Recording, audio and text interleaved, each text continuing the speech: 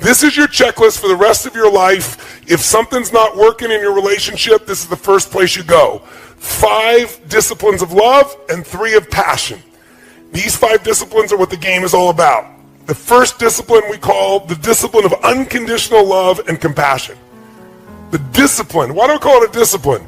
Because you don't always feel unconditionally loving and you don't always feel compassionate. If your triggers get fired, if something triggers your masculine or feminine, animal in you, that survival instinct in you based on something going on, you may not show up so, unconditional in your love and compassion. What this really means, put it in one phrase, put your lover what? It's not about you. That's the law. You put your lover first. If you are having problems in your relationship, I can promise you that the problem you're having right now is you're feeling pain right now, and it's because you're focused on yourself, not your partner.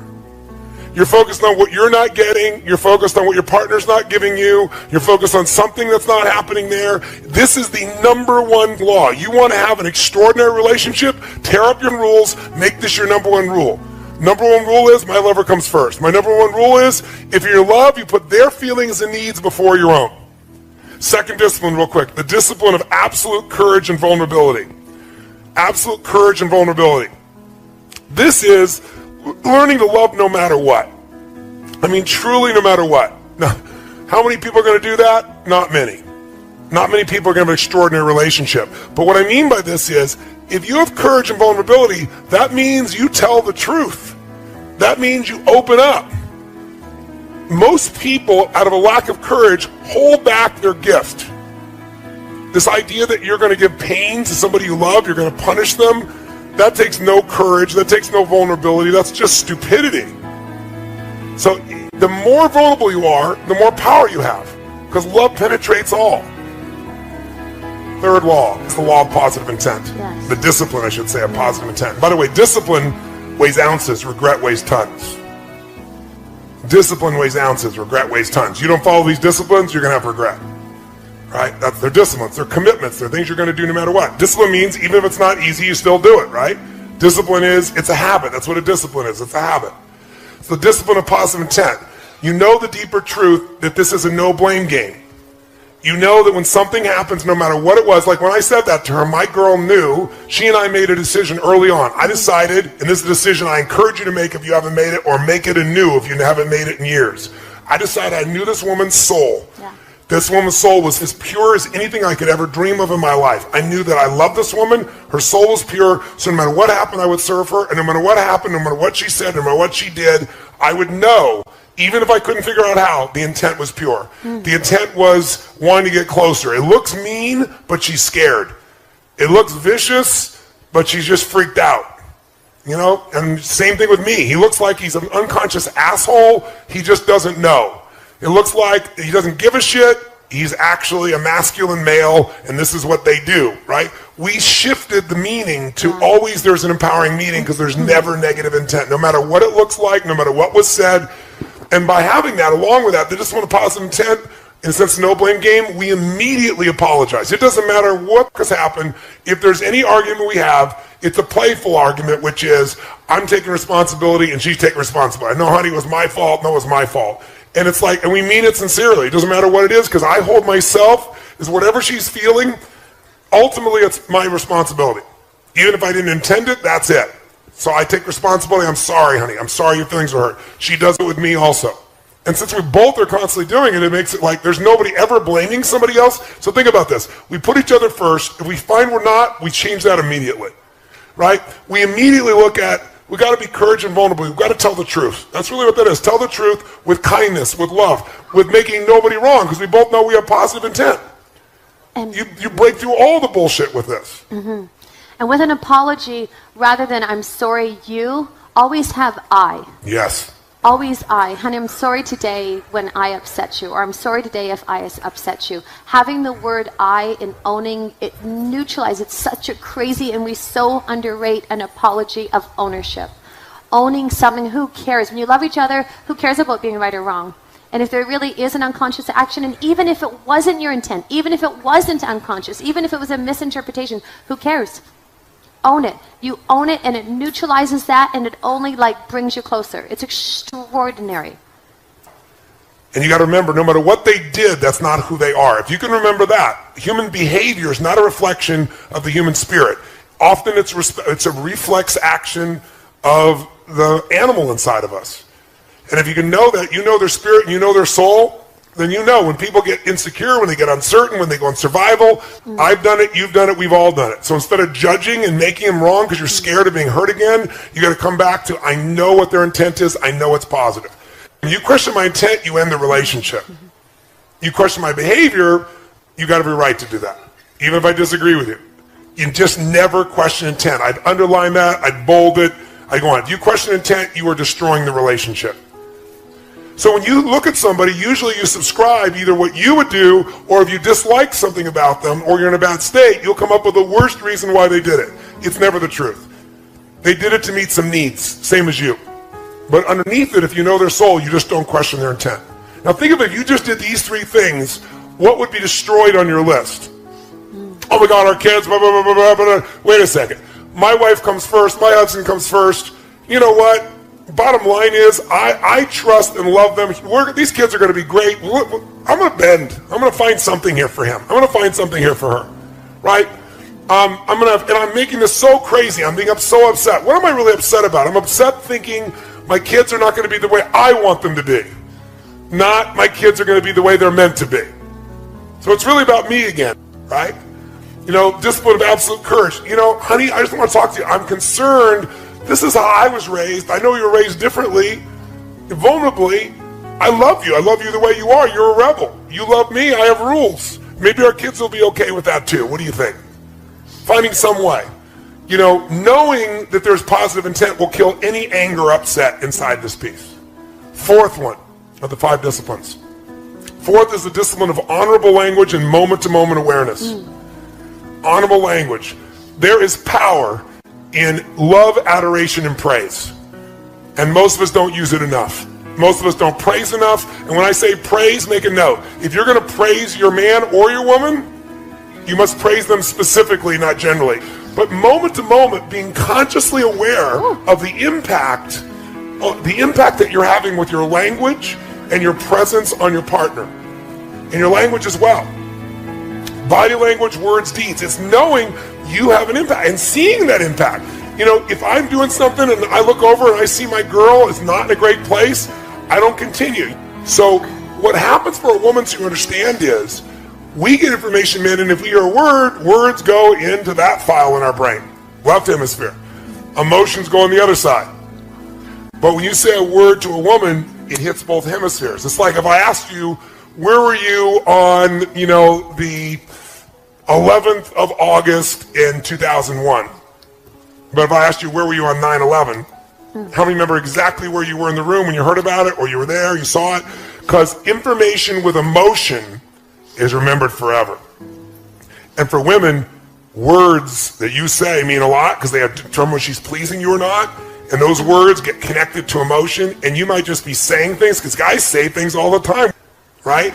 And when you're that upset, gentlemen, there's nowhere to go. You're never going to hurt that woman in a million years. So the only way to let go of some of the pressure is yell or scream or use some words. But then she takes those words in and she's hurt by it. And here's a trick. I'm married to a very passionate man. He's married to certainly a very passionate woman. And we made decisions. Never, I hate you. Never, I'm going to leave you. And not F you. Tone will say, F, F, F, mother F. Like, I mean, it can come flying out of his mouth and have such a level of intensity. But F, for F's sake, whatever that might be is different than... Never to you. That, and one other big one I'll give you is, if you ever threaten the end of the relationship, end it. Yep. Because if you ever threaten it, when people go to put their button on the button, just to threaten it because they're so frustrated, the moment you do that, somewhere in the psyche of your partner, they think, oh my God, they could leave me, and I'm gonna have to do this first. And so they put their finger on the button, and then all it takes is enough times of doing that, enough years of doing that, and one day somebody will push the button. If you are committed to the relationship you're in, ban for life. Yes. For multiple lifetimes for those of you who are going to come back 6 and 7 times like some of the people here did. You ban for multiple lifetimes. I will never, ever, ever threaten. Never. Neither of you ever threatens to leave. If you threaten to leave, relationship's over. It might take 3 more years, 5 more, 10 years.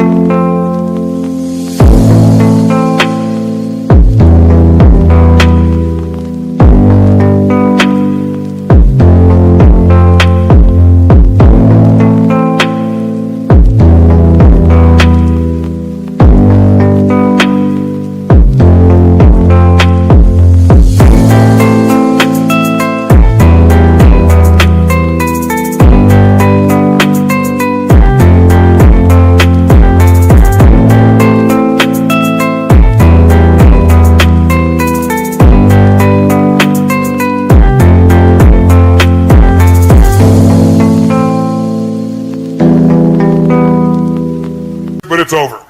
If you want to be in a relationship with this person, don't ever, ever, ever threaten.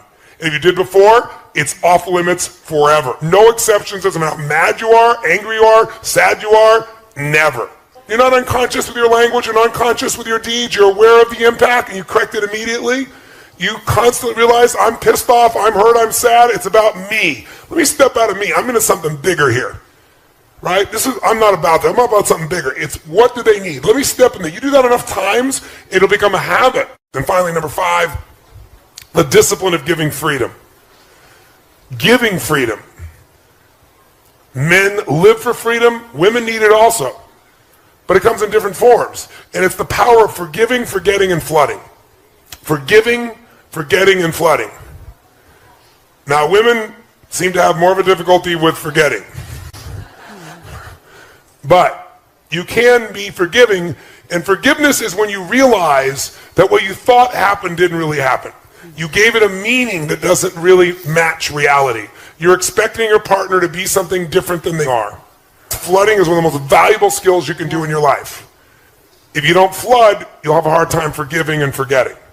And we flood our magic moments. I mean, all the time. All the time. And we capture them. You know, we have our little app of a journal that we capture all of our beautiful moments. After this event, when we get home on Sunday, we'll spend an hour and just capture all the beautiful moments that happened here. Everything that was funny, everything that was beautiful, everything that was touching. Because otherwise, it's actually what Nicole was talking about. Maybe she talked about framing.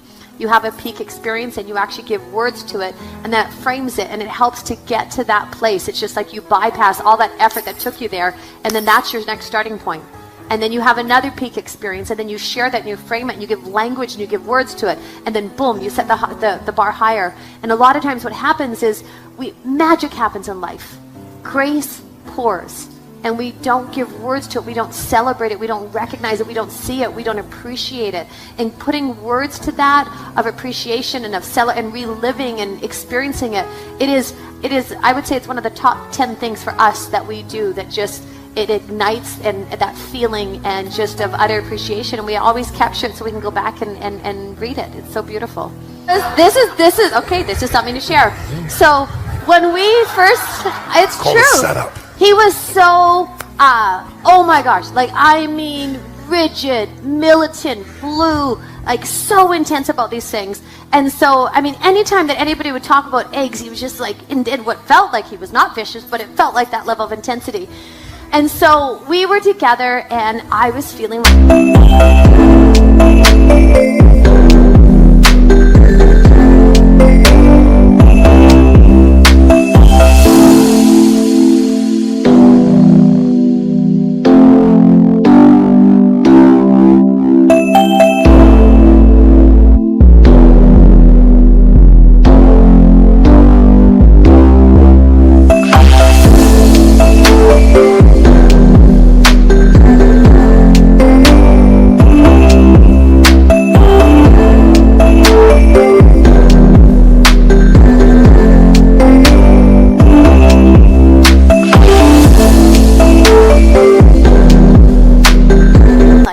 protein, and we share everything.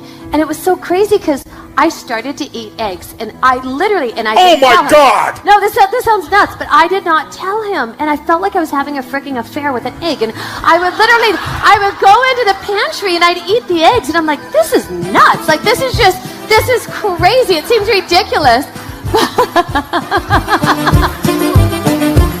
You're nuts. And it sounds nutty. But what was like, and I put so much energy into hiding my egg eating, and then it got to the day where I was like, this is outrageous. This is just out of hand. And I sat him down. So she finally came out. Finally told him. She shared me the affair she'd been having with us, and I was crestfallen.